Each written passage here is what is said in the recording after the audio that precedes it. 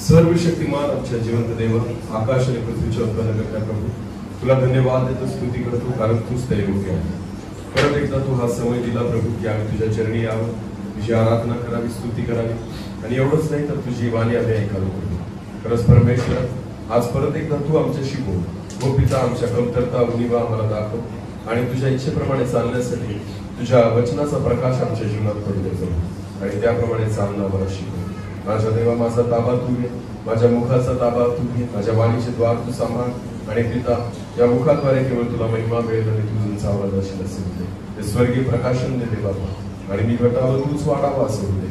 प्रभूजी तू बोलावं आणि आम्ही ऐकावं असं होते. सारा आदर, महिमा, गौरव, सन्मान तुझा आहे, तुलाच देतो. प्रार्थना येशू प्रभू तुझ्या पवित्र आणि गोड नावाने मागितली. ठीक आहे, देवाच्या वचनाकडे आपण जाऊ.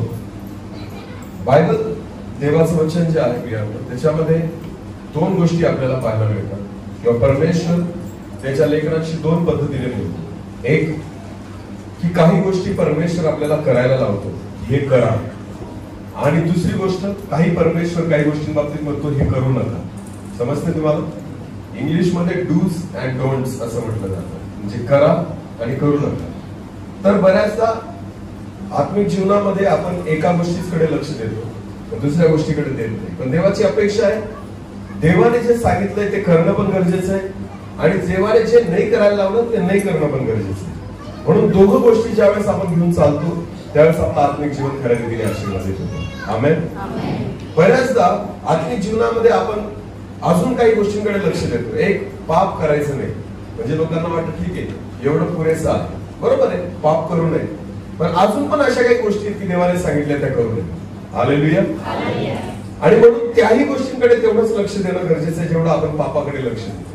आणि म्हणून आज परमेश्वराच्या वचनातून अशा एका गोष्टीबद्दल बघणार आहोत आपण, की कदाचित ती गोष्ट जसं पाप आपला नाश करतं किंवा पाप आपल्याला नाशापर्यंत घेऊन जातं, देवापासून दूर घेऊन जातं, तर ती एक गोष्ट सुद्धा अशी आहे की देवाची इच्छा ती आपण करू नये.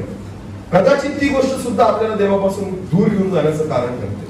आणि म्हणून आज त्या गोष्टीबद्दल आपण परमेश्वराच्या वचनातून बघणार आहोत. एक वचन आपण काढू, मत्तई कृष्णवर्तमान, मत्तई कृष्णवर्तमान याचा 6वा अध्याय. मत्तई कृष्णवर्तमान याचा 6वा अध्याय आणि वचन 31 वाचू आपण. मत्तई कृष्णवर्तमान याचा 6वा अध्याय आणि वचन 31 वाचू आपण. चिंता करू नका. परत एकदा मोठ्याने, चिंता करू नका. चिंता करू नका. आणि असे म्हणू नका की, आणि असे म्हणू नका की आम्ही काय खावे, आम्ही काय खावे, किंवा आम्ही काय प्यावे, आम्ही काय प्यावे, किंवा आम्ही काय पांघरावे. आम्ही काय पांघरावे. सर्व लोक ज्यांना देव माहित नाही, ज्या लोकांना देव माहित नाही ते सुद्धा या गोष्टी मिळवण्याचा प्रयत्न करतात. असे लोक या बाबतीमध्ये चिंता करतात किंवा मिळवण्याचा प्रयत्न करतात. काळजी करू नका. काळजी करू नका, कारण तुमच्या स्वर्गातील पित्याला तुम्हाला या गोष्टीची गरज आहे. कारण तुमच्या स्वर्गातील पित्याला ठाऊक आहे की तुम्हाला ह्या गोष्टींची गरज आहे. हे माहित आहे. हे माहित आहे. हालेलुया. या वचनाची सुरुवात 31 वचनामध्ये काय आलेली? सुरुवात काय? पहिलंच वाक्य, चिंता करू नका. हालेलुया. जसं परमेश्वर देवाजवळ आपण येत असताना, विश्वास जीवन जगत असताना पाप करत नाही, तसं परमेश्वराची एक इच्छा आहे. प्रभू येशू ख्रिस्ताने शिष्यांना आणि लोकांना शिकवताना म्हटलं, चिंता करू नका. काय करू नका? मग आता चिंता ही कशी आपल्याला देवापासून दूर घेऊन जाते? ह्या गोष्टीकडे जर आपण नीट लक्ष दिलं तर तुम्हाला माहिती की चिंतेची सुरुवात कुठून होते? चिंता मनुष्य का करतो? सांगा बघ. चिंता म्हणजे काय? हे कसं होईल? बरोबर आहे ना? चिंता म्हणजे काय? हे कसं होईल? ज्या वेळेस आपण स्वतःच्या क्षमतेकडे बघतो, आपण स्वतःच्या योग्यतेकडे बघतो, आपण स्वतःच्या परिस्थितीकडे बघतो, त्यावेळेस तुम्हाला असं वाटतं किंवा आपल्याला असं वाटतं, हे कसं होईल? समजतंय मी काय सांगतोय? समजतंय का? समजा मला घर बांधायचंय आणि माझ्याकडे पैसे नाही आहेत, पैसे कमी आहेत, तर मी काय करतो की मी किती कमवतो, मी कोणाकडून घेऊ शकतो, मी किती कर्ज काढू शकतो, एवढ्या पैशामध्ये किती घर बांधलं जाईल, या सगळ्या गोष्टींचा आराखडा झाला आणि मला असं वाटतं की अजून सुद्धा 10 लाख रुपये कमी पडत आहेत, मग मी काय करायला लागतो? बोला, मी काय करायला लागतो? चिंता. चिंता तिथून सुरू होते ज्या वेळेस तुमचे सर्व मार्ग तुमच्यासाठी बंद असतात. चिंता तिथून सुरू होते ज्या वेळेस तुमचं बळ, तुमची शक्ती, तुमची योग्यता आणि तुमची मिळकत या सगळ्या गोष्टी संपून जातात आणि मग तुम्हाला वाटतं हे कसं काय शक्य आहे. मग त्यावेळेस मनुष्य काय करायला लागतो? चिंता. तुम्हाला माहिती, देवाची इच्छा आहे तुम्ही चिंता करू नका. याचा अर्थ सरळ सरळ असा होतो की परमेश्वराची इच्छा आहे स्वतःकडे बघू नका, स्वतःच्या क्षमतेकडे बघू नका, स्वतःच्या योग्यतेकडे बघू नका, तुमच्याकडे काय आहे याच्याकडे बघू नका. नीट लक्ष द्या. जर तुमच्या जीवनामध्ये परमेश्वराला काम करायची संधी तुम्हाला द्यायची असेल तर तुम्हाला स्वतःतून बाहेर निघावं लागेल. हालेलुया. नीट लक्ष द्या. जर तुम्हाला वाटतं की देवाने माझ्या जीवनात काहीतरी करावं तर तुम्हाला स्वतःतून बाहेर निघावं लागेल. जे मला शक्य नाही ते कोणाला शक्य आहे? माझ्याकडे ही गोष्ट नाही, पण ती कोणाला शक्य आहे? देवाला. हालेलुया. कारण बायबल असं म्हणतं चिंता करू. तुम्हाला माहिती चिंता का घातक आहे? आत्मिक जीवनासाठी एक वचन वाचू अजून आपण, तुम्हाला कळेल. त्या वचनामध्ये सुंदर वचन आहे. प्रभू येशू ख्रिस्ताने एक दाखला दिलेला आहे. मत्ती शुभवर्तमान याचा 13वा अध्याय.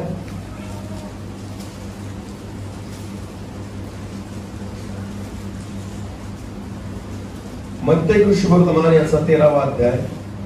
पहिले 7 वचन वाचा पहिले. काही बी काटेरी झाडांमध्ये पडले, मग काटेरी झाडांनी वाढून त्याची वाढ खुंटवली. वचनाची वाढ खुंटवली. आता बघा 22वं वचन वाचा. आणि काटेरी झाडांमध्ये पडलेला असा आहे की, आता काटेरी झाडांमध्ये पडलेला तो असा आहे की तो वचन ऐकतो पण जगी गोष्टीविषयीचा ओढा, संपत्तीचा मोह ही वचनाला वाढू देत नाही. दुसरं एक भाषांतर वाचा. काटेरी झाडांमध्ये पेरलेला तो आहे की वचन ऐकतो परंतु संसाराची चिंता. बोला, संसाराची चिंता. पुढे व द्रव्याचा मोह ही वचनाची वाढ खुंटवतात. हालेलुया. तुमच्या जीवनामध्ये देवाचं वचन ह्यासाठी वाढत नाही की आपल्या जीवनामध्ये काय आहे? चिंता. तुला काय आहे? चिंता जर असेल तर तुम्ही प्रभूमध्ये वाढू शकत नाही. चिंता असेल तर तुम्ही विश्वासात वाढू शकत नाही. चिंता असेल तर तुमच्या जीवनामध्ये तुम्ही नवीन काहीच अनुभव घेऊ शकत नाही. लक्षात घ्या. आणि म्हणून देवाची इच्छा आहे, प्रभू येशू ख्रिस्त म्हणतो चिंता करू नका. हालेलुया. कारण सरळ सरळ वचनात लिहिलंय चिंता ही वचनाची वाढ खुंटवते. हालेलुया. चिंता ही वचनाची वाढ खुंटवते. बायबल मध्ये म्हटलेले काय खावं, काय प्यावं आणि काय पांघरावं याची चिंता करू नका. कारण परराष्ट्रीय लोक सुद्धा अशाच गोष्टीची चिंता करतात. बायबल म्हणतं तुमचा स्वर्गीय पिता जाणून आहे तुम्हाला कशी गरज आहे. आमेन. काय खावं, काय प्यावं आणि काय पांघरावं. लक्षात घ्या, तुम्ही आणि मी त्या देवाची लेकरं आहोत ज्या देवाने आपल्याला खाऊ घालायला खायला नाही तर इतरांना खाऊ घालायला निवडलेला आहे. हालेलुया. नीट लक्ष द्या. परत एकदा सांगतो, तुम्हाला आणि मला परमेश्वराने ह्यासाठी निवडलेलं आहे की तुम्ही स्वतः खावं यासाठी नाही, तर परमेश्वर तुम्हाला आणि मला एवढी योग्यता देऊ इच्छितो की तुम्ही दुसऱ्यांना खाऊ घालणारे व्हाल. हालेलुया. तुम्ही स्वतः चांगले कपडे घ्यावे असं नाही, पण परमेश्वर तुम्हाला ही योग्यता देऊ इच्छितो की तुम्ही दुसऱ्यांना चांगले कपडे घेऊन द्या. हालेलुया. परमेश्वराने ज्या कार्यासाठी तुम्हाला आणि मला निवडलेलं आहे ना प्रियांनो, ते काम तोपर्यंत पूर्ण होऊ शकत नाही जोपर्यंत तुम्ही चिंतेतून बाहेर निघत नाही, जोपर्यंत स्वतःच्या गरजांमधून बाहेर निघत नाही, जोपर्यंत स्वतःच्या इच्छेतून तुम्ही बाहेर निघत नाही. काही वर्षांपूर्वी एक अधिकारी होते. आम्ही त्यांच्या गाडीत चाललो होतो.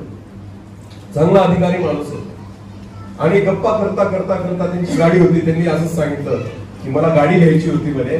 तर ती गाडी घेत असताना मी माझ्या परिवाराने ठरवलं की आपण दर आठवड्याला 2दा बकऱ्याचं मटण खातो. कितीदा? 2दा. तर आता आपण एक काम करू, आपल्याला गाडी घेण्यासाठी पैसे लागतील, आता आपण महिन्यातूनच 2दा मटण खायचं.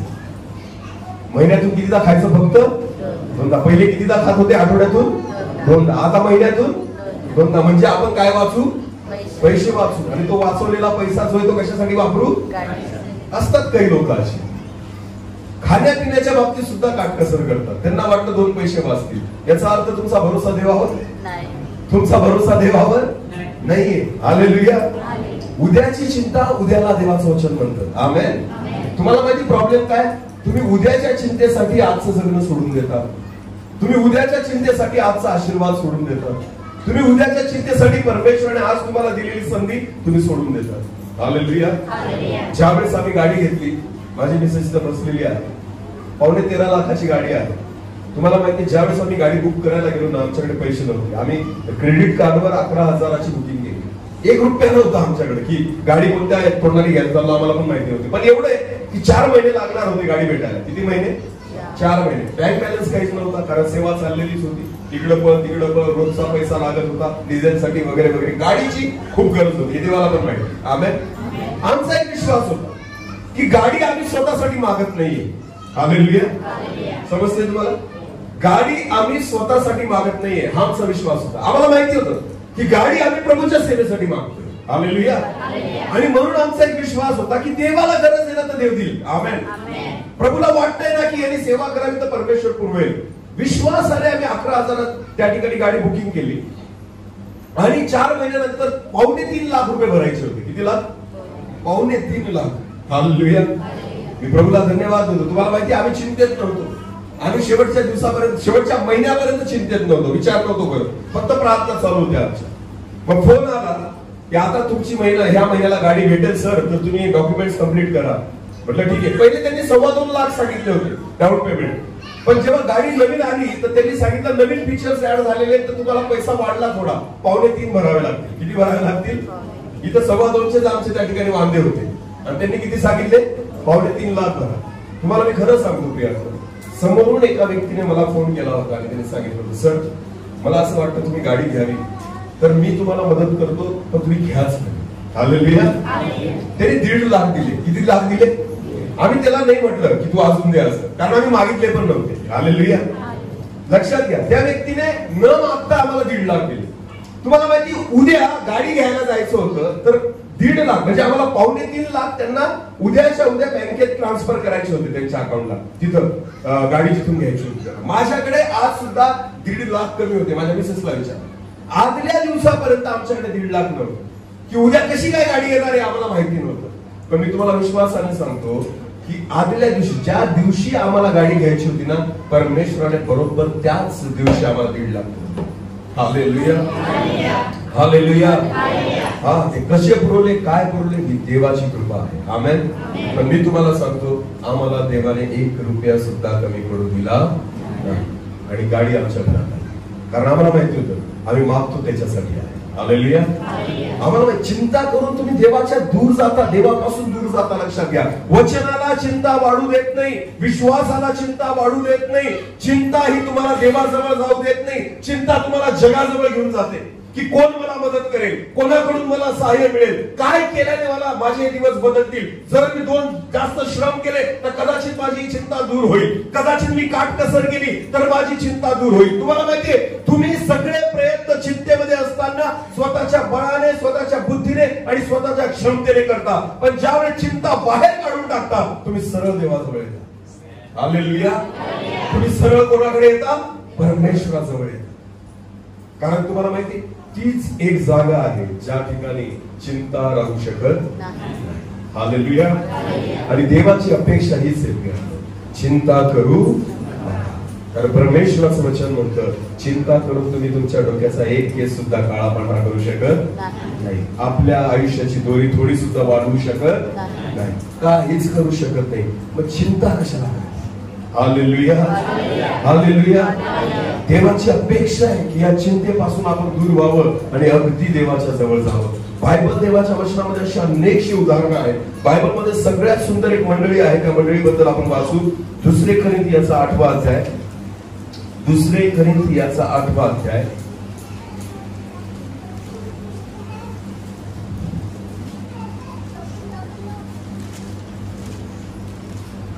वचन 1 ते 3 वाचू आपण.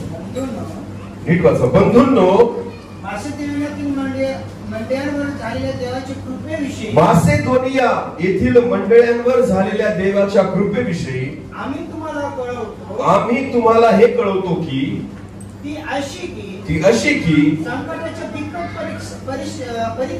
संकटाच्या बिकट परीक्षेत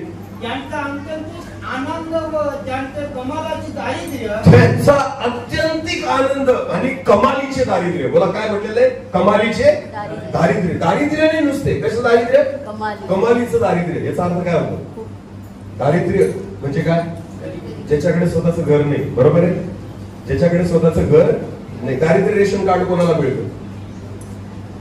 दारिद्र्य रेशनचं कार्ड कोणा? ज्यांनी चुकीच्या पद्धतीने घेऊन ठेवले त्यांचं नाही म्हणत आहे. इथं ज्याच्याकडे गाडी त्याच्याकडे पण काय आहे? दारिद्र्य रेशनचं कार्ड. लाजा नाही वाटत? देवाने आपली परिस्थिती बदलली ना आपण सरकारला म्हणतो मी काय दरिद्री. देव म्हणतो मी याची परिस्थिती बदलतो आणि हा स्वतःला सरकार समोर काय म्हणतो?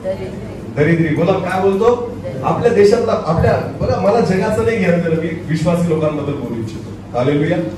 देवाने खरंच तुमची परिस्थिती बदलली असेल ना तर जगाला सांगा की देवाने बदलली. आमेन. तुम्ही लोकांना सांगत फिरता हे बाप माझ्याकडे पिवळं रेशन कार्ड आहे, मी काय दरिद्री, आणि घरी गाडी आहे, घरी ट्रॅक्टर आहे, मोटरसायकल आहे, स्वतःच घर आहे. जो बिचारा खरंच दरिद्री असतो ना त्यालाच कार्ड भेटत नाही. आणि जे नुसते लबाड्या करतात ज्यांच्याकडे सगळ्या गोष्टी आहेत त्यांच्याकडे दारिद्र्य रेशन कार्ड आहे. काय वाटतं तुम्हाला परमेश्वर तुमचा न्याय नाही करणार? बेघर कोणाला भेटतं खरं सांगा? ज्याला घर आहे त्यालाच बेघर भेटतं, आणि ज्याला खरंच घर नसतं त्याला बेघर भेटत नाही. इकडं एक घेऊन ठेवलं तिकडे एक घेऊन ठेवलं, मला घरच नाही असं लोकांना दाखवतात. अरे तुम्ही ठीक आहे तुम्ही सरकारला फसवताय पण देव पण बघतोय ना तुम्हाला. हालेलुया. कारण घर कोणी दिलं? गाडी कोणी दिली? शेती कोणी दिली? 3 टाईम पोटभर खायला कोणी दिलं? चांगले कपडे कोणी दिले? सर्व आशीर्वाद कोणी दिला? तरी तुम्ही कागद दाखवून दाखवून म्हणता मी काय आहे? दारिद्री. दरिद्री. बोला मी काय आहे? बघा तुमचं तुम्हीच. आता देव एका दिवशी तुमचा 100% न्याय करेल. हालेलुया. काय त्याच्यामध्ये हौस असेल बरं स्वतःला दरिद्री दाखवण्यामध्ये? परमेश्वर मला एक सांगा, देवाची प्रजा ही परमेश्वर दरिद्री म्हणून ओळखेल किंवा त्याला आवडेल म्हणायला का जी माझी प्रजा संपन्न आहे, जी दुसऱ्यांना मदत करणारी आहे असं म्हणायला देवाला आवडेल? जी दुसऱ्यांना. तुम्ही आणि मी भिकाऱ्याची मुलं नाही, तुम्ही आणि मी राजाची मुलं आहोत. मला कोणाची मुलं आहोत? ज्याने सर्व जग निर्माण केलं त्या राजाची. हालेलुया. त्याच्या हातामध्ये सगळे अधिकार आहेत त्या राजाची. आमेन. खिशामध्ये एक पैसा नसेल ना तरी सुद्धा स्वतःला गरीब समजू नका. नीट लक्ष द्या. तुम्ही कुणाच्या घरात मध्ये राहत असाल ना तरी सुद्धा स्वतःला गरीब समजू, कारण तुमच्या सोबत जो उभा आहे तो सगळ्यात श्रीमंत आहे. हालेलुया. नीट लक्ष द्या. हे मी नुसतं टाइमपास साठी बोलत नाही, हे विश्वासाने बोलतोय. आमेन. जे स्वीकारतील ते आशीर्वादित होतील. हालेलुया. ज्या देवाला तुम्ही निवडलंय त्याने सगळं जग निर्माण केलेलं आहे. ज्या देवाला तुम्ही निवडलेलं आहे त्या परमेश्वराने तुमच्या आणि माझ्यासाठी सोन्याचे रस्ते तयार केलेले आहेत. ज्या परमेश्वराला तुम्ही आणि जाणतो ना त्या परमेश्वराने या जगातलं अख्खं सर्व वैभव निर्माण केलेलं आहे. तो परमेश्वर तुमचा आणि माझा परमेश्वर आहे. आमेन. आणि जर तो परमेश्वर जर माझ्यासोबत आहे तर मी दरिद्री असू शकतो का? मी गरीब असू शकतो का? मी लाचार असू शकतो का? नाही. हालेलुया. जे खरंच गरीब आहेत ना त्यांनी दारिद्र्य रेशन कार्ड घेऊन काही अडचण नाही, पण जे लबाड्या करतायत ना त्यांनी सोडून द्या या गोष्टी. हालेलुया. तर परमेश्वर म्हणेल याला खरंच दरिद्री करतो आता. का? कारणाप्रमाणे. कशाप्रमाणे? कारणाप्रमाणे. कारण तुम्ही वचनाप्रमाणे ऐकायला तयार नाही. मग देव म्हणेल कारणाप्रमाणे हो. आता काय हो? कारणाप्रमाणे दरिद्री. नीट लक्ष द्या. तुम्ही आणि मी सत्याची प्रजा आहोत. आमेन.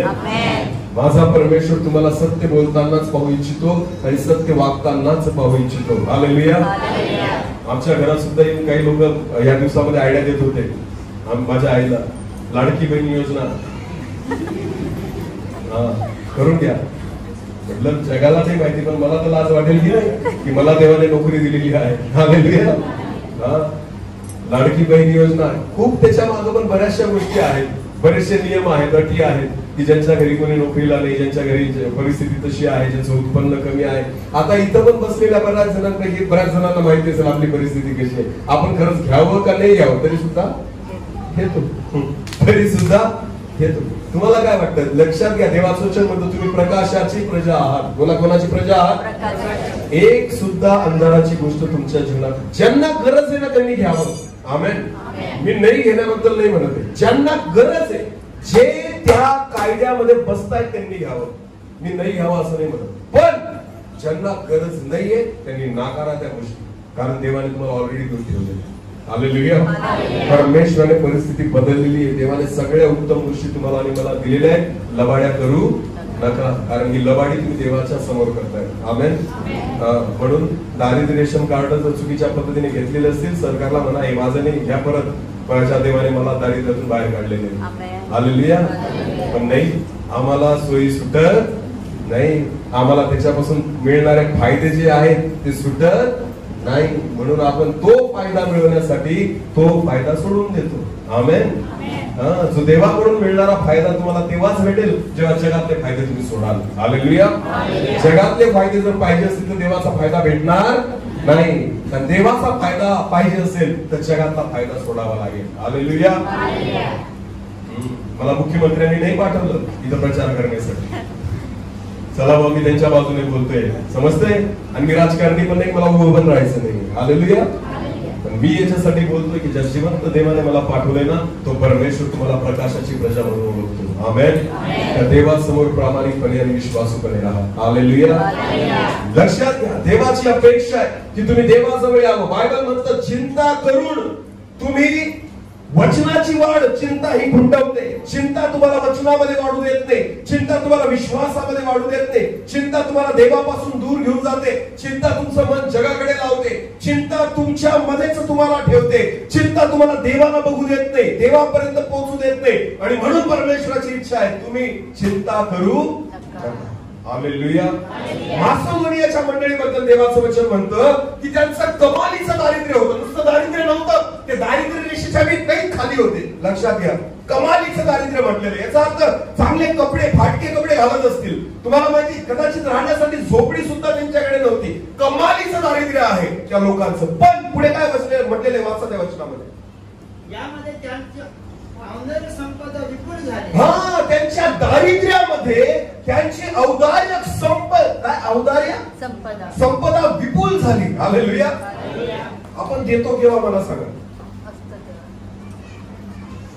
देतो केव्हा? आपण कोणाला मदत केव्हा करतो? जेव्हा आपल्याकडे असेल. बरोबर आहे की नाही? जेव्हा आपल्याकडे उदार मनाचा कोण असतो? उदार, ज्याच्याकडे ऑलरेडी आहे. उदाहरणार्थ ना, खूप असेल माझ्याकडे तर त्याच्यातून थोडं देईल मी. पण तुम्हाला माहिती, ही जी मंडळी आहे ना, मासिदोनिया मंडळी, बायबलमध्ये काय म्हटलेले, तिच्या कमालीच्या दारिद्र्यामध्ये त्यांची औदार्य संपदा वाढली. हालेलुया. उदारपणा हा त्यांच्या दारिद्र्यामध्ये वाढला. उलटे देवावर विश्वास ठेवणारी मंडळी आहे, त्यांच्याकडे गरिबी आहे, त्यांच्याकडे पैसा नाही, पण तुम्हाला माहितीये ते प्रभूमध्ये असल्या कारणाने, देवावर विश्वास ठेवत असल्या कारणाने त्याही परिस्थितीमध्ये ते औदार्याने भरलेले होते. आमेन. ते देणारे होते, घेणारे नाही. आमेन. पुढे वाचा. कारण त्यांनी आपल्या शक्तीप्रमाणे व शक्ती पलीकडेही आपण होऊन दान दिले. आपण होऊन काय दिले? दान दिले. शक्तीप्रमाणे आणि शक्ती पलीकडे, योग्यतेपेक्षा अधिक ते प्रभूसाठी करत होते. आमेन. हालेलुया. लक्षात घ्या, देवाचे आशीर्वाद जर आपल्याला प्राप्त करायचे असतील ना, तर ते घेण्याने नाही, तर ते कशाने आहे? घेण्यानेच आहे. आमेन.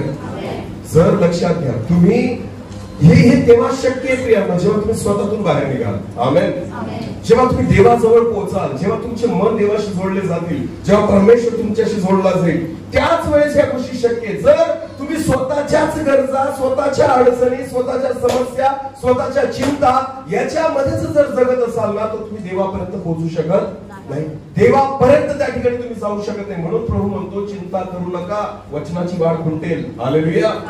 असू द्या तुमच्या समोर डोंगर समस्यांचा, पण विश्वास ठेवा की परमेश्वर तुमच्या सोबत आहे, जो त्या डोंगरापेक्षा मोठा आहे. आमेन. जो त्या समस्येपेक्षा महान आहे, तो परमेश्वर तुमच्यामध्ये. परत एकदा इकडच्या वचनामध्ये येऊ आपण. मत्तेय शुभवर्तमान 6 अध्याय 31 वचन वाचा आपण. मत्तेय 6:31.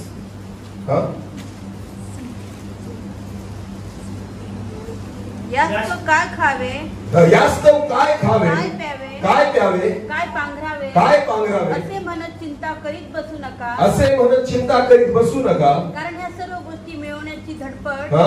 बराचशी लोक करत हा? असतात. तुम्हाला या सर्वांची गरज आहे. तुम्हाला ह्या सगळ्या गोष्टींची गरज आहे. हे तुमचा स्वर्गीय पिता जाणून आहे. हे तुमचा स्वर्गीय पिता जाणून आहे. आमेन. आता ह्या शब्दाकडे लक्ष द्या. बायबल असं म्हणतं तुमचा स्वर्गीय पिता हे जाणून आहे. जाणून आहे म्हणजे काय? मला एक सांगा, इथं बसलेले बरेच जण असे आहेत की मी तुम्हाला तोंडाने ओळखतो, पण तुमच्या घरात किती लोक आहेत मला माहिती नाही. समजते का? तुमची परिस्थिती काय मला माहिती नाही. तुम्ही काय काम धंदे करतात हे सुद्धा मला माहिती नाही. कळते का? अनेक लोकांना मी तोंडाने ओळखतो या ठिकाणी इथं बसलेल्यांपैकी, पण मला तुमच्या घरातली परिस्थिती नाही माहिती, तुमचे काम नाही माहिती, की तुमचा व्यवसाय नाही माहिती. ओळख आहे, पण मला जुनेश ब्रदरच्या घरातल्या जवळजवळ बऱ्याचशा गोष्टी माहिती आहेत, की ते काय काम करतात, ते किती कमवतात, त्यांचे व्यवहार कुठे चाललेले आहेत, त्यांच्या घरातल्या वस्तू काय आहेत, किंवा त्यांच्या पुढच्या इच्छा काय आहेत. हालेलुया. का बरं? मला यांच्याबद्दल मी जाणून आहे. याला म्हणतात जाणून असणं. मी यांच्याबद्दल काय जाणून आहे, पण बाकी लोकांना मी ओळखतो, पण त्यांना मी जाणत नाही. पण मी या व्यक्तीच्या बाबतीमध्ये जाणून आहे बऱ्याचशा गोष्टी. का? बायबल म्हणतं तुमचा स्वर्गीय पिता हे जाणून आहे. जाणणं कशाला म्हणतात मला सांगा? ओळख आणि जाणणं याच्यामध्ये काय अंतर आहे? ओळखतो तर आपण बऱ्याच लोकांना, पण त्यांना जाणत नाही. हालेलुया. जाणण्यासाठी काय लागतं? संपर्क. बोला, काय लागतो? संपर्क. जेवढा अधिक एखाद्या व्यक्तीसोबत आणि परिवारासोबत तुमचा संपर्क असेल, तुमची सहभागिता असेल, तेवढं अधिक तुम्ही त्या व्यक्तीला काय कराल? जाणाल. हालेलुया. त्यांच्या गरजा काय आहेत, ते काय करू इच्छितात, ते काय नोकरी करतात, त्यांच्या पारिवारिक परिस्थिती काय आहे, या सगळ्या गोष्टी मी काय करतो? जाणतो. का? कारण अधिक संबंध, अधिक संपर्क त्या परिवारासोबत आहे. हालेलुया. याला म्हणतात जाणणं. तर मला एक सांगा, देवाने तुमची आणि माझी परिस्थिती जाणावी यासाठी आपण देवाच्या काय असलं पाहिजे? जवळ. अधिक संपर्क असला पाहिजे, की जेणेकरून परमेश्वराला तुमच्या प्रत्येक परिस्थितीची जाणीव असेल. हालेलुया. एखाद्या बद्दलची ओळख असणं वेगळी गोष्ट आहे. चर्च मध्ये येणाऱ्या प्रत्येक व्यक्तीला देव ओळखतो, पण काय तुम्हाला जाणतो का?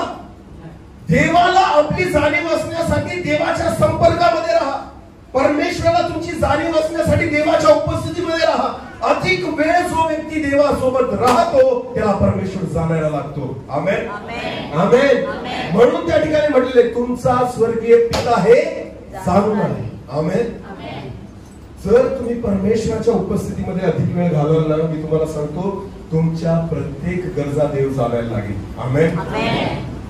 हालेलुया. याला म्हणतात जाणणं, याला म्हणतात समजणं. परमेश्वराला ठाऊक असतं मग की याची गरज काय आहे. आमेन. आपली अडचण काय माहिती का? देव बऱ्याच जणांना फक्त रविवारी येतात म्हणून ओळखतो. हा ख्रिस्ती आहे कारण हा रविवारी येतो बरं का, पण बाकीच्या मधल्या दिवसामध्ये देव तुम्हाला ओळखत नाही. देव तुमच्या संपर्कात राहत आणि आपण पण देवाच्या संपर्कात राहत नाही. तुम्हाला माहिती, जाणण्यासाठी एक दिवस काफी नाहीये. जाणण्यासाठी गर्दीमध्ये भेटणं काफी नाहीये. जाणण्यासाठी तुमचे वैयक्तिक संबंध असले पाहिजे. आमेन. तुमचा व्यक्तिगत रीतीने संपर्क असला पाहिजे. हालेलुया. अच्छा, अनेक मिटिंगांना आम्ही जातो, अनेक लोक आमच्या तोंड ओळख असते, अनेक लोकांना आम्ही सलाम पण करतो, भेटतात, पण आम्ही त्यांना जाणत नाही. पण जे लोक व्यक्तिगत रीतीने आमच्या संपर्कात असतात, आम्ही फोनवर एकमेकांशी बोलतो, सेवेमध्ये सोबत फिरतो, एकमेकांचं सुखदुःख विचारतो, तर अशा व्यक्तींना आम्ही जाणायला लागतो. हालेलुया. सेम तीच गोष्ट परमेश्वराच्या बाबतीमध्ये आहे. तुम्ही फक्त रविवारी जर चर्चला येत असाल ना, देव तुम्हाला ओळखतो, पण तो तुम्हाला जाणू नाही शकत. का? कारण तुम्ही त्याच्या संपर्कात राहत नाही, तुम्ही त्याला वेळ देत नाही, तुम्ही परमेश्वरासोबत बोलत नाही आणि देवाचं तुम्ही ऐकत नाही. मी तुम्हाला सांगतो, परमेश्वराशी संगती करा, देवासोबत सहभागिता करा, की परमेश्वर तुम्हाला जाणायला लागेल. आमेन. मग तुमच्या सगळ्या चिंता, तुमचं खाणं, तुम्हाला काय खावं, काय प्यावं, काय पांघरावं, या प्रत्येक गरजा परमेश्वर काय करेल? जाणेल. बोला, काय करेल? त्याला माहिती याची गरज काय आहे. आमेन. एलियाला माहिती होतं, एलियाच्या दुष्काळाच्या काळामध्ये एलिया टेन्शन मध्ये नव्हता, चिंतेमध्ये नव्हता की मी काय खावं आणि काय प्यावं. तर बायबल असं म्हणतं परमेश्वर जागून होता. आमेन. परमेश्वराला माहिती होतं. हालेलुया. म्हणून परमेश्वराने प्रत्येक गरज एलियाची पूर्ण केली. त्याला म्हटलं करिंथ नावाच्या ओळाकडे जा, तिथं पाणी आहे. आमेन. पाणी एलियाने नाही शोधलं, पाणी कोणी शोधून दिलं? देवाने. कारण देवाला माहिती होतं पाणी कुठे ठेवलंय. एलिया शोधून फिरला असता तर कदाचित सापडलं नसतं, चिंतेमध्येच मेला असता. तर तुम्हाला माहितीये ते तो चिंताच करत नव्हता, कारण तो देवासोबत चालणारा होता. म्हणून एलिया म्हणतो मी जिवंत परमेश्वराच्या हुजुरीमध्ये बसतो. आमेन. जो देवाच्या संपर्कात राहतो ना, परमेश्वर त्याच्या प्रत्येक गरजा जाणून आहे. आमेन. म्हणून बायबल असं म्हणतं एलियाला देवाने दाखवलं जा करिंथ नावाच्या ओढा नजीक जा, तिथं पाणी आहे. तिथे गेला, मग परमेश्वरला जाणून होता परमेश्वराला आता काय लागली? भूक लागली. बोला काय लागली? देवाने काय विचार केला? एलियाला काय आवडतं? एलियाला काय आवडतं? जास्त भाजी भाकर खात नाही. एलियाला काय आवडतं? मटण. बोला काय? अरे बोला काय? मटण. तर बायबल म्हणतं रोज सकाळ आणि संध्याकाळ कावळा एलियाला काय आणून द्यायचा? एक मटणाचा तुकडा आणि हालेलुया. दुष्काळ जगामध्ये लोक भुकेने मरतायत आणि एलिया देवाचा दास काय खातोय? मटण आणि भाकर. बोला काय खातोय? विचार करा. देव जाणून होता एलियाची गरज. आमेन. मी तर म्हणतो नुसती गरजच जाणून नव्हता, देव आवड पण जाणून होता. हालेलुया. म्हणून दुष्काळात सुद्धा आवडीचं अन्न पुरवलं. आमेन. हालेलुया. मी खरंच सांगतो प्रियांनो, गेल्या रविवारी मी नंदुरबारला होतो. नीट लक्ष द्या. गेल्या रविवारी नंदुरबारला होतो आणि शनिवारीच रात्री माझ्या मनात विचार आला. म्हटलं माझ्या बायकोला सांगावं सोमवारी वगैरे, अगं मला पुरणपोळी खूप खायची. काय इच्छा आहे? काय खायची इच्छा आहे? पुरणपोळी कर बुवा. असं खूप दिवस झाले पुरणपोळी खाल्लीच नाही. तर सोमवारी वगैरे हिला सांगू, कारण असं पण मिटिंगांमध्ये फिरून फिरून वेळच भेटत नाही घरी जेवायचा. तर म्हटलं एकदा पुरणपोळी कर असं मी तिला सांगणार होतो. पण रविवारी आम्ही नंदुरबारला गेलो. रविवारी नंदुरबारला गेलो तर तिथे एका परिवाराने आम्हाला बोलवलं घरी की सर इथे या. आम्ही घरी गेलो त्यांच्याकडे. मला खोटं वाटेल, त्यांनी पुरणपोळीच करून ठेवली. विचारा त्यांना फोन करून, आपले राऊत सर. हालेलुया. कधीच नाही, पण त्या दिवशी बरोबर त्यांनी पुरणपोळी करून ठेवलेली होती. आमेन. मी त्याच वेळेस त्यांना पण बोलून माझ्या मिसेसला पण बोललो. म्हटलं मी कालच विचार केला होता की पुरणपोळी खाल्ली तर बरेच दिवस झाले खाल्ली.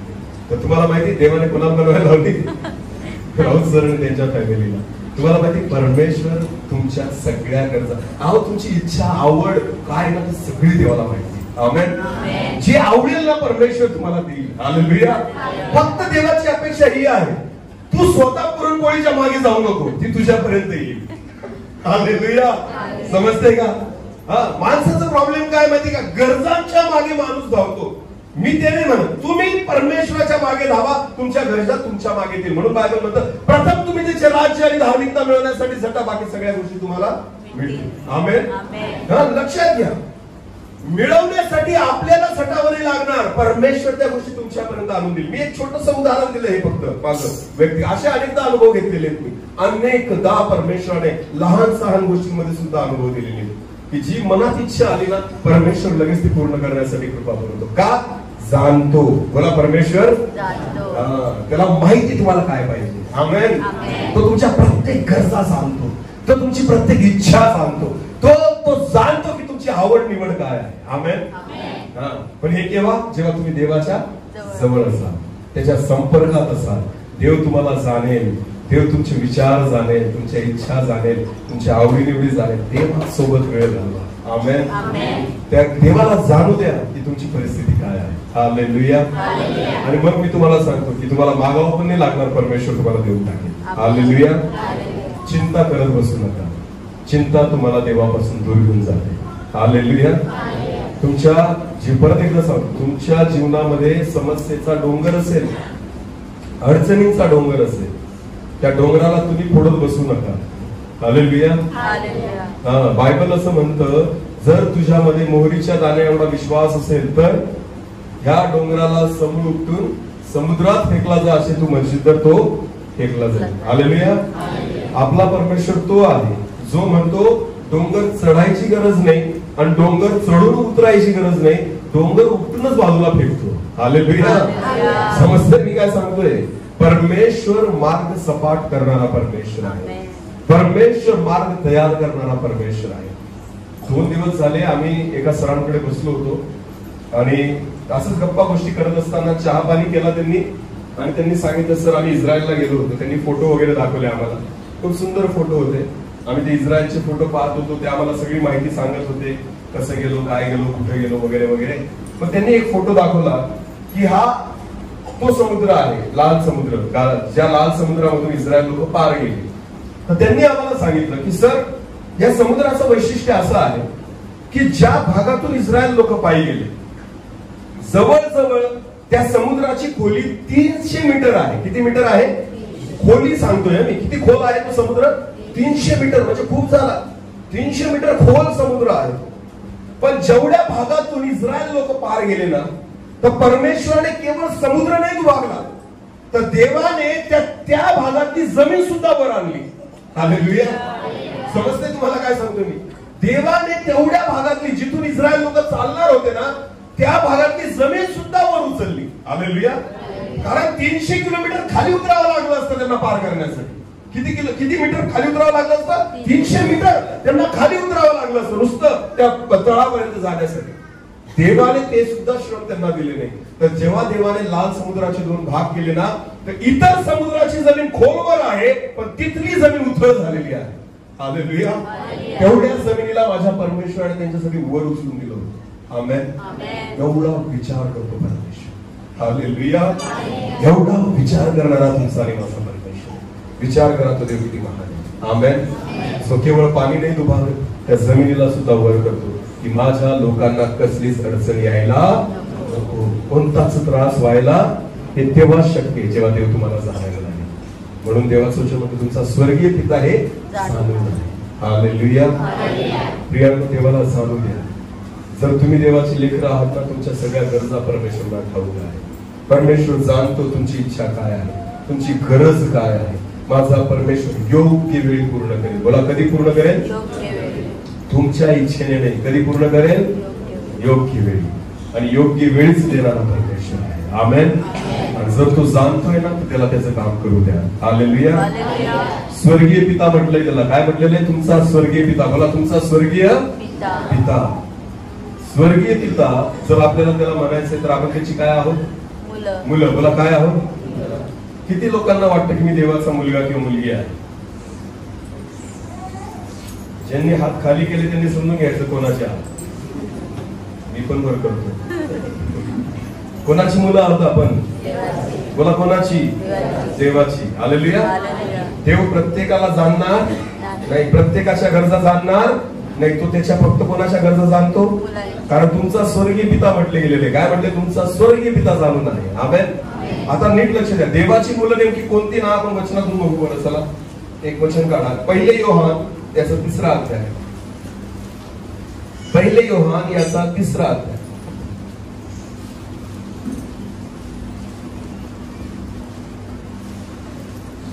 1 योहान 3 वचन 9 आणि 10. जो कोणी देवापासून जन्मलेला आहे. आता नीट लक्ष द्या. देवाचा कोण आहे बघा. स्वर्गीय पिता म्हणण्याचा अधिकार कोणाला आहे? बायबल म्हणतं. परत एकदा वाचा. जो कोणी देवापासून जन्मलेला जो कोणी देवापासून जन्मला आहे तो पाप करत नाही. तो पाप करत नाही. हालेलुया. ही पहिली गोष्ट. आमेन. जर देवाने मला जाणावं, देवाचा मुलगा किंवा मुलगी मी व्हावं, तर देवाची इच्छा आहे. जो देवापासून जन्मलेला आहे त्याचा पहिला गुण काय आहे? तो पाप करत नाही. हालेलुया. जर मी पाप करत नाही तर मला अधिकार आहे, मी त्याचा काय? मुलगा. मला त्याला बाप म्हणण्याचा अधिकार तेव्हाच आहे जेव्हा मी काय करत नाही? पाप करत नाही. कारण बायबल स्पष्ट म्हणतो जो देवापासून जन्मला आहे तो पाप करत नाही. पुढे वाचा. कारण त्याचे बीज त्याच्यामध्ये राहते. कारण त्याचा स्वभाव, त्याचे बीज त्याच्यामध्ये राहते. त्याच्याने पाप करवत नाही. त्याच्याने पाप करवत नाही. कारण तो देवापासून जन्मला आहे. कारण तो देवापासून जन्मला आहे. पुढे. यावरून देवाची मुले, यावरून देवाची मुले व सैतानाची मुले उघड दिसून येतात. व सैतानाची मुले उघड दिसून येतात. कारण बायबल असं म्हणतं. 8वं वचन वाचा. पाप करणारा सैतानाचा आहे. पाप करणारा सैतानाचा आहे. स्पष्ट म्हटलेलं आहे बायबल मध्ये. जो पाप करत नाही तो देवाचा आणि जो पाप करतो तो सैतानाचा. आता परत 10वं वचन वाचा. यावरून देवाची मुले सैतानाची मुले उघड दिसून दिसून येतात. जो कोणी नीतीने वागत नाही हा? तो देवाचा नाही तो देवाचा नाही. व जो आपल्या बंधूवर प्रीती करत नाही व जो आपल्या बंधूवर प्रीती करत नाही तोही नाही. तो पण देवाचा नाही. हालेलुया. नुसता पाप करणाराच नाही, तर बायबल म्हणतो जो आपल्या बंधूवर प्रेम करत नाही तो पण देवाचा नाही. नीट लक्ष द्या. बंधू म्हणजे कोण? बंधू म्हणजे कोण? बायबल मध्ये बंधू कोणाला म्हटलं गेलं? हा, फक्त कोणाला? विश्वासणाऱ्यांना. बोला, कोणाला? विश्वासणाऱ्यांना. जे प्रभू येशू ख्रिस्ताच्या रक्ताने धुतले गेलेले जे मंडळीचा भाग आहेत ना, बायबल त्याला काय म्हणतं? बंधू. हालेलुया. तुम्ही सगळ्या पत्रांमध्ये वाचा, पौल, पेत्र, योहान यांनी जेवढ्या ठिकाणी पत्र लिहिलेले ना, बंधू हा उल्लेख फक्त विश्वासणाऱ्यांसाठी केला गेलेला आहे. आमेन. आणि वचन काय म्हणतं? जो आपल्या बंधूवर प्रीती करत नाही तो पण देवाचा नाही. हालेलुया. जर मी देवाचा मुलगा आहे आणि देव जर माझा बाप आहे, तर सगळ्यात महत्वाची गोष्ट की मी पाप करायला नको, आणि दुसरी गोष्ट मी माझ्या बंधूवर काय करायला पाहिजे? प्रेम. बोला, काय करायला पाहिजे? जर मी प्रेम करत नाही तर मी देवाचा नाही. जो द्वेष करतो तो सैतानाचा आहे, जो प्रेम करतो तो देवाचा आहे. याचा अर्थ बंधूंनी एकमेकांसोबत काय करावं? प्रेमाने राहावं. बोला, कसं राहावं? प्रेमाने राहा. तर देव तुम्हाला जाणेल. आमेन. तर देव तुमच्या सोबत राहील. तर परमेश्वराला तुमची ओळख असेल तर देव तुमचा स्वर्गीय पिता होईल आणि तर तो तुमच्या गरजा पूर्ण करेल. आमेन. जर मी देवाचाच नाहीये तर परमेश्वर माझ्या गरजा पूर्ण करणार नाही, माझ्या चिंता दूर करणार नाही, परमेश्वर माझ्या प्रत्येक गोष्टीत मला सहाय्य करणार नाही. मी देवाचा असणं गरजेचं आहे. म्हणून एकमेकांवर काय करा? बोला, काय करा? प्रेम. आमेन. विश्वास, आशा, प्रीती या तिघ श्रेष्ठ आहेत देवाचं वचन म्हणतं, पण त्याही पेक्षा प्रीती सर्वश्रेष्ठ आहे. आमेन. कारण शेवटपर्यंत जर कोणती गोष्ट राहत असेल ती काय आहे? प्रीती. बोला, काय आहे? ती इथं पण राहील आणि तिथं पण राहील. आमेन. नीट लक्ष द्या प्रिय. देवाचा जो आहे त्यालाच देव ओळखतो आणि त्यालाच तो जाणतो. आणि देवाचं होण्यासाठी पाप करू नका आणि एकमेकांवर काय करा? प्रेम करा. बोला, काय करा? प्रेम करा. द्वेष करू नका. हालेलुया. जर आपण एकमेकांना द्वेष करत असू, भले कारण काही असेल, म्हणून तर बायबल असं म्हणतं ना, शत्रूवर काय कर? प्रेम कर. की जेणेकरून चुकून सुद्धा तू जर शत्रूवर प्रेम करायला लागला ना तर बंधूवर तर 100% करशील. आमेन. या वचनामागचं कारण काय माहिती का? जर तू शत्रूवर प्रेम करायला लागला ना तर बंधूवर 100% करशील. पण जर तू बंधूवर नाही करू शकत तर तू शत्रूवर कधीच करू शकत नाही. हालेलुया. म्हणून देवाने आपल्याला कठीण करायला लावलेलं आहे. तू शत्रूवर प्रेम कर म्हणजे तुला बंधूवर प्रेम करणं सोपं जाईल. आमेन. देवाची अपेक्षा आहे जो तुझ्या कानात मारतो एका त्याला दुसरा कान पुढे कर. ही देवाची अपेक्षा काय? कारण ज्या वेळेस ही सहनशीलता तुमच्या जीवनामध्ये येईल ना, ऐकणं तुम्हाला काहीच वाटणार नाही. हालेलुया. परमेश्वर त्या गोष्टी करायला लावतोय तुम्हाला. लक्षात घ्या. एका गालात जर कोणी मारली तर दुसरा गाल पुढे कर, हे प्रभू का सांगतो? याच्या मागचं कारण हे आहे की कोणी बोलल्याने पण मी फुगायला नको. मग हालेलुया. मारल्याने जर मला काही फरक पडणार नाही तर बोलल्याने पडेल का? हालेलुया. इथं तर बोलल्यानेच फुगून जातात बेडकासारखे. मला असं बोलला, असं का बरं बोलला, आणि फुगून रुसून बसतात, एकमेकांशी बोलत नाही, एकमेकांवर प्रेम करत नाही. कुठं गेलं तुमचं प्रेम बेडकांनो? का फुगले तुम्ही? हालेलुया. काय तुम्ही एका गालावर मारल्यावर दुसरा गाल पुढे कराल? अजिबात नाही करू शकत. का? कारण बोलणं जर सहन होत नाही तर मारणं सहन होईल? अरे बोला. मला सांगा, जो बंधूवर प्रेम करत नाही तो देवाचा आहे का? नाही.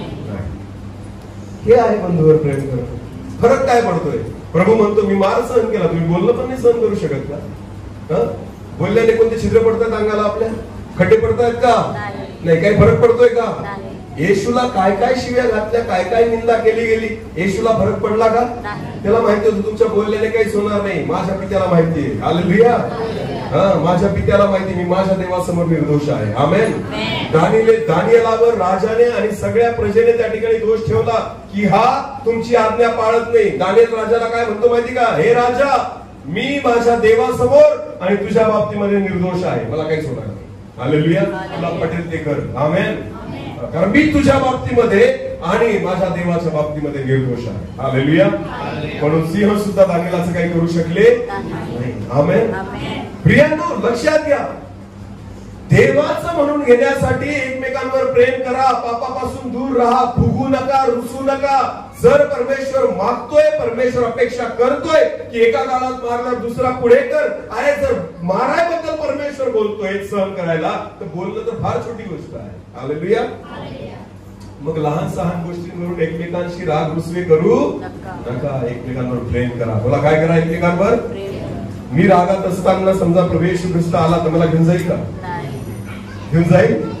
मग तुम्हाला माहिती तो कधी येणार आहे? माहिती का? मला वाटतं माहिती असेल राग करणाऱ्यांना, म्हणून तर फुगून बसले. समोरचा मला क्षमा मागेल तर, नाही तर मी करणार. आणि आला प्रभू मग का तुम्हाला सांगून येणार आहे? अरे बोला, कशाला फुगता, कशाला रुसता एकमेकांसोबत, कशाला एकमेकांचा द्वेष करता? लक्षात घ्या, तो दिवस ती घटका तुम्हाला मला माहिती नाही. प्रेम करा. आमेन. त्याच्याने ओळखले जातात की देवाची लेकरं कोणती आहे. आमेन. आणि जे देवाची लेकरं आहेत त्यांना स्वर्गीय पिता जाणतो. हालेलुया. स्वर्गीय पित्याला त्यांची काय आहे? जाणीव आहे. आमेन. माझ्या देवाला सगळ्या गरजा त्या लोकांच्या माहिती आहे, आणि ज्याच्या गरजा देवाला माहिती ना त्याला चिंता करण्याचं काहीच कारण नाही. कारण त्याच्या सगळ्या गोष्टी आणि सगळ्या गरजा ज्या आहेत ना त्या परमेश्वर पुरवल्याशिवाय राहणार नाही. हालेलुया. हालेलुया. एक वचन वाचू. लूका शुभवर्तमान, लूका शुभवर्तमान याचा 18वा अध्याय काढा. लूका शुभवर्तमान याचा 18वा अध्याय, वचन 1 पासून पुढे वाचू. त्यांनी सर्वदा प्रार्थना करावी. येशू ख्रिस्त काय म्हणतो बघा, त्यांनी शिष्यांनी सर्वदा प्रार्थना करावी व खचू नये याविषयी त्याने त्यांना एक दाखला सांगितला. म्हणून प्रभू येशू ख्रिस्ताने त्यांना एक उदाहरण दिलं. आमेन. प्रार्थना करावी आणि खचू नये. हालेलुया. या दोन गोष्टी फार गरजेच्या आहेत. प्रार्थना पण करा, पण प्रार्थना करत असताना हिंमत सोडायची नाही, विश्वास सोडायचा शेवटच्या क्षणापर्यंत नाही सोडायचा. आमेन.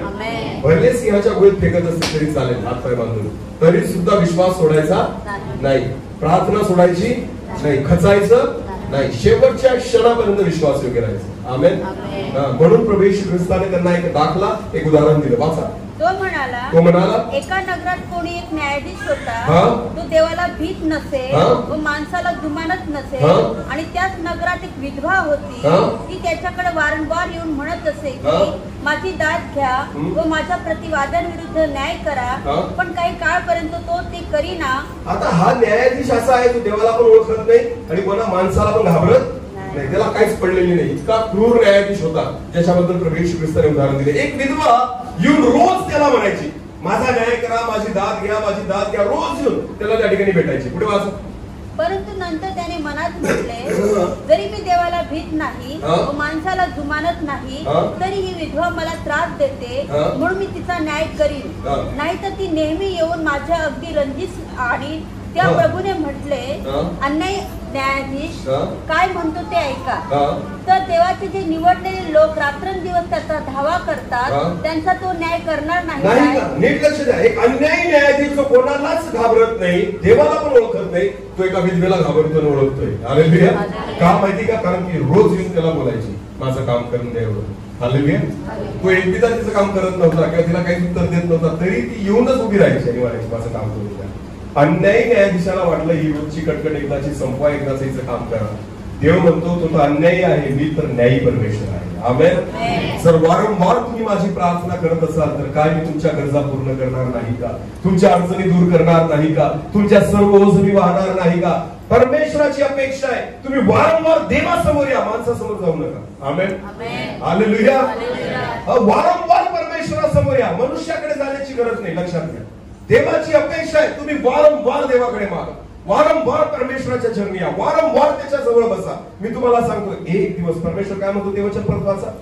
तर देवाचे जे निवडलेले लोक रात्रंदिवस त्याचा धावा करतात, त्यांचा तो न्याय करणार नाही का? आणि त्यांच्याविषयी तो विलंब लावेल का? आणि तो त्यांच्याविषयी विलंब लावेल का? पुढे मी तुम्हाला सांगतो, तो त्यांचा न्याय लवकर करेल, तरी मनुष्याचा पुत्र येईल. बस, तो त्यांचा न्याय लवकर करेल. हालेलुया. वारंवार प्रार्थना करा. प्रभू म्हणतो खचू नका, खचू नका. हिंमत सोडू नका, धीर सोडू नका, वारंवार प्रार्थनेमध्ये राहा. परमेश्वर एक दिवस तुमची प्रार्थना ऐकेल. आमेन. पण ज्या वेळेस आपण देवाकडे जाण्याचं सोडून देतो आणि स्वतःच्या परिस्थितीकडे बघत राहतो ना, त्याला म्हणतात चिंता. आणि ती चिंता मग तुम्हाला देवामध्ये वाढू देत नाही, वचनाला वाढू देत नाही, विश्वासाला वाढू देत नाही, आणि देवाला काम पण करू देत. म्हणून देवाची इच्छा आहे, चिंता करू नका, देवा समोर या. हालेलुया. तुम्हाला मी सांगतो, आमच्या जीवनामध्ये आलेली अगदी अडचण कोणती पण असो, समस्या असो, दुःख असो, त्रास असो, आमच्यासाठी एकच जागा आहे, एकच जागा आहे की जिथं आम्हाला माहिती 100% उत्तर मिळणार आहे. ते आहे देवाच्या चरणी बसणं. हालेलुया. आम्ही व्याकुळ होऊन जातो एका गोष्टीसाठी, जेव्हा अडचणीत असतो, समस्येत असतो, की प्रभू केव्हा वेळ भेटेल की तुझ्या चरणी आम्ही कूड घेते, रडू. कारण आम्हाला माहिती इथंच रडलेलं बरोबर आहे, कारण तो पाहतोय. आमेन.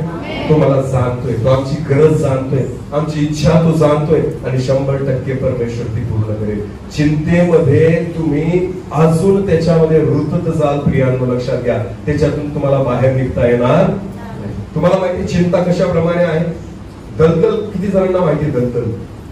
दलदल हा असा एक भाग असतो चिखलाचा, काही जंगलामध्ये किंवा काही ठिकाणी तयार होतो की दलदलीमध्ये जर एखादा व्यक्ती पडला ना, तर त्याच्यातून निघणं फार कठीण आहे. लक्षात घ्या, दलदल त्याला म्हणतात की जेवढं तुम्ही हालाल, स्वतःला हालचाल कराल, तेवढा माणूस खाली डुबतो, त्याला म्हणतात दलदल. बऱ्याचशा ठिकाणी ही नैसर्गिक रीतीने तयार होते. जंगलामध्ये पण काही ठिकाणी जिथं पाणी साचतं ना, अचानक त्या ठिकाणी काही वेळेस दलदल तयार होते. दलदलीमध्ये प्राणी पडो, मनुष्य पडो, कोणीही पडला तर तो जितका हालचाल करतो बाहेर निघण्यासाठी, तेवढा तो खाली जायला लागतो, त्याला म्हणतात दलदल. चिंता ही त्या दलदलीप्रमाणे आहे. तुम्ही जेवढा स्वतः निघायचा प्रयत्न कराल ना, तेवढे तुम्ही रुतत जाल त्याच्या, तेवढी ती तुम्हाला खाली ओढेल, तेवढी ती तुम्हाला कमजोर करेल, तेवढी ती तुम्हाला अजून नष्ट करण्यासाठी प्रयत्न करेल. लक्षात घ्या, तुम्ही प्रयत्न करू नका. दलदलीमधून जर बाहेर निघायचं असेल ना, तर बाहेरच्याची मदत लागते. मला कोणाची मदत लागते? की जो बाहेर उभा आहे, जो जमिनीवर उभा आहे ना, तोच तुम्हाला ओढून बाहेर काढू शकतो. अन्यथा तुम्ही कितीही प्रयत्न केले तर तुम्ही अजून मध्ये जाल, पण बाहेर निघणार नाही. याला दलदल म्हणतात. पण ज्यावेळेस बाहेर एखादा व्यक्ती असेल आणि त्याला मी माझा हात जर दिला ना, तर तो मला ओढून बाहेर काढेल, तर मी वाचेल. हालेलुया. तसंच आहे आपल्या आयुष्यामध्ये, आपल्या चिंतेमध्ये जर आपण अधिक स्वतःहून हालचाल केली ना, आपण अजून त्याच्यामध्ये रुतत जाऊ. त्याच्यासाठी आपल्याला देवाच्या हाताची गरज आहे. आमेन. तोच आपल्याला याच्यातून बाहेर काढू शकतो. हालेलुया. अडचण ही आहे, मनुष्य आपली चिंता त्याला सांगतो ज्याच्याकडे ऑलरेडी चिंता आहे. जगामध्ये बिना चिंतेचं कोण आहे मला सांग? बोला बोला. जगामध्ये असा कोण व्यक्ती आहे की ज्याच्याकडे काही टेन्शन नाहीये, अडचणच नाही, समस्याच नाही? बिना समस्याचं कोणी आहे का जगामध्ये? बिना अडचणींचं कोणी आहे का जगामध्ये? आपल्याला वाटतं की मी याला माझी चिंता सांगतोय ना, तर हा मला मदत करेल. तो त्याच्या दुनियाभरची चिंता घेऊन बसलेला आहे. हालेलुया. एक बेस्ट वे आहे, फक्त एकाच व्यक्तीला द्या की ज्याच्याकडे चिंता नाही. आमेन. तोच तुमची मदत करू शकेल. तो कोण आहे? हालेलुया. देवच आहे, ज्याला कसली चिंता नाही, ना कालची, ना आजची, ना उद्याची. आमेन. त्याला स्वतःच्या चिंता सांगा. जे ऑलरेडी चिंतेने भरलेले त्यांना काय सांगतात? तुमचं टेन्शन हे असं आहे, काय करू मला समजत नाही. तुमचं ऐकून त्याचं टेन्शन वाढतं. तो म्हणतो हा कशाला भेटला, माझंच कमी होतं काय ऐकायला. हालेलुया. हालेलुया. अनेक लोकांना पाहून दुसरी लोक पळतात, माहिती तुम्हाला? आला आता त्याचं रडगाणं काही, आला पैसे मागायला, आला काहीतरी मागायची इच्छा असेल. अनेक लोक पाहून पळतात. का? कारण लोकांना माहिती असतं मी माझ्या टेन्शन मध्ये, हा अजून टेन्शन देईल, त्यापेक्षा पळा याच्यापासून. लक्षात घ्या, आपली चिंता लोकांना सांगू नका, तर देवाला सांगा. आमेन. कारण तोच दूर करू शकतो, कारण तो चिंतेमध्ये नाही. आमेन. तोच तुमची चिंता दूर करू शकतो, ज्याच्या काही चिंता नाही. लक्षात घ्या, माझ्या प्रभू जवळ या. देवाची इच्छा, चिंता करू काय खावं, काय प्यावं, काय पांघरावं याची चिंता करत बसू नका. या सगळ्या गोष्टी तुमचा स्वर्गीय पिता जाणून आहे. आमेन. देवाला जाणू द्या. तुम्हाला जाणून घेण्यासाठी देवाची इच्छा आहे, अपेक्षा आहे. देवाच्या जवळ या, देवासोबत वेळ घालवा, परमेश्वराच्या संगतीमध्ये राहा, देवाच्या उपस्थितीमध्ये राहा. परमेश्वर तुम्हाला पण तुमच्या परिस्थितीला जाणायला लागेल. आमेन. आमेन. कळते का? हालेलुया. 2 वर्षानंतर माझ्या मुलाला फी भरावी लागेल याची चिंता आजपासून करायची का? करायची का? मी म्हणतो आजपासून प्रार्थना करा. फक्त काय करा? प्रार्थना करा. देवावर सोडून द्या. ज्या दिवशी फी भरावी लागेल त्या दिवशी तुम्हाला चिंता करण्याची गरज नसेल. ती चिंता कोणाला माहिती असेल, ती गरज कोणाला माहिती असेल, त्याच दिवशी परमेश्वर पूर्ण करून. आमेन.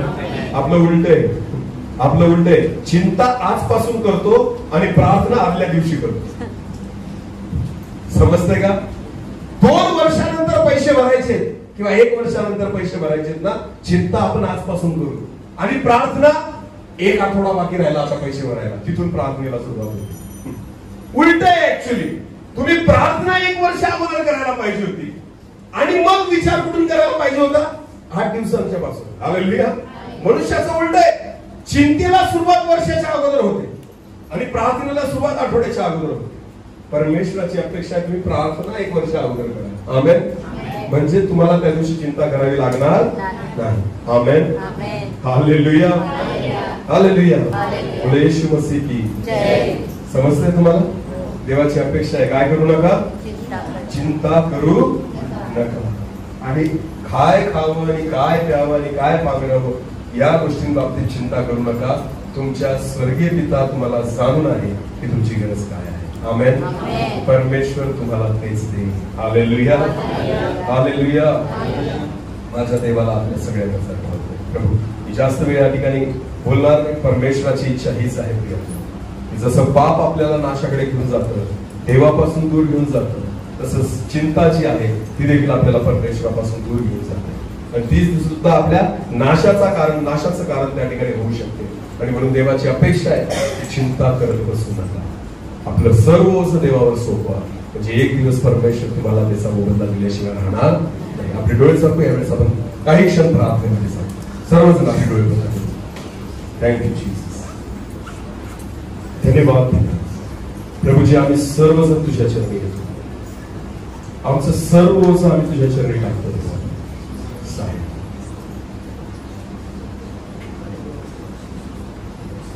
कारावास या शेरों की मां न रोक सके प्रभु का.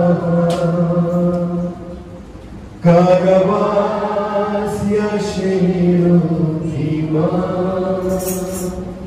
न रोक सके प्रभु का. हुकूमत की साजिशें न रोक सके आशीषें. हुकूमत की साजिशें न रोक सके आशीषें. मुश्किलें कितनी भी हो कुछ भी नहीं. रात कितनी भी हो गई मंजिल एक दिन आएगी. मुश्किलें कितनी भी हो कुछ भी नहीं. रात कितनी भी हो गई एक दिन आएगी. ये पहाड़ कर जाएंगे, समंदर में गिर जाएंगे. ये पहाड़ कर जाएंगे, समंदर में गिर जाएंगे. विश्वास भी होगा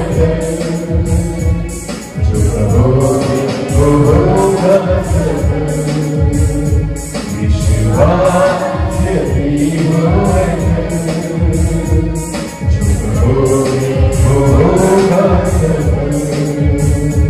मुश्किलें कितनी भी हो कुछ भी नहीं.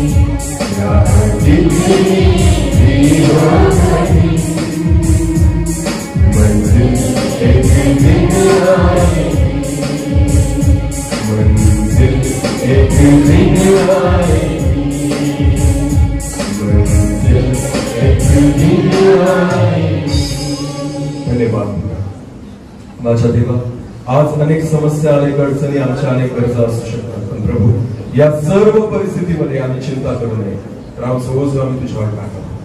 हो प्रभू, तू आम्हाला जाणावं यासाठी आम्ही तुझ्या जवळ यावं, तुझ्या संपर्कात यावं, आम्ही तुझ्या सहभागितेमध्ये यावं, आम्ही अधिक तुझ्या जवळ येऊन तुला वेळ द्यावा, की जेणेकरून तू आम्हाला जाणायला लागशील, आमच्या गरजा तू जाणशील, आमच्या अडचणी तू जाणशील, आमची परिस्थिती तू जाणशील प्रभू. आणि ते जाणण्यासाठी आम्ही अधिक तुझ्या जवळ यावं यासाठी तू आम्हाला सहायता कर. आणि ज्यावेळेस आम्ही तुझ्या जवळ येतो, तुला आमच्या सर्व गरजा ठाऊक असतात आणि मागण्या अगोदर परमेश्वरा तो आम्हाला प्रत्येक गरज पूर्ण करतो. त्याबद्दल आम्ही तुला धन्यवाद देतो. आणि म्हणून देवा, तुझं वचन सांग, चिंता करू नका, कारण चिंता ही वचनाची वाढ खुंटवते असं तुझं वचन सांगतं. आणि म्हणून परमेश्वरा, तुझं वचन आमच्यामध्ये वाढावं, आम्ही विश्वासामध्ये वाढावं, कारण वचनात लिहिलेलं आहे की विश्वास ऐकल्याने आणि ऐकणं हे देवाच्या वचनाप्रमाणे आहे. म्हणून ज्यावेळेस आम्ही वचनात वाढत नाही, ऐकण्यात वाढत नाही, त्यावेळेस आम्ही विश्वासात सुद्धा वाढत नाही.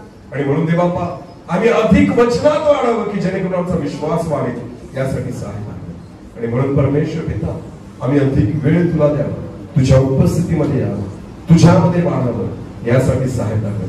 चिंतेमध्ये राहून वचनाची वाढ आमच्या जीवनामध्ये खुंटू देऊ नकोस, तुझ्या कार्यापासून आम्हाला दूर नेऊ नकोस, तुझ्या उपस्थितीपासून, तुझ्या आनंदापासून. हो माझ्या देवा, जो स्वर्गीय आनंदाची स्वर्गीय शांती आमच्या हृदयामध्ये तू दिलेली आहे, चिंतेमुळे प्रभू, त्या चिंतेमुळे माझ्या देवा ही स्वर्गीय शांती चोरली जाऊ देऊ नकोस अशी मी प्रार्थना करतो.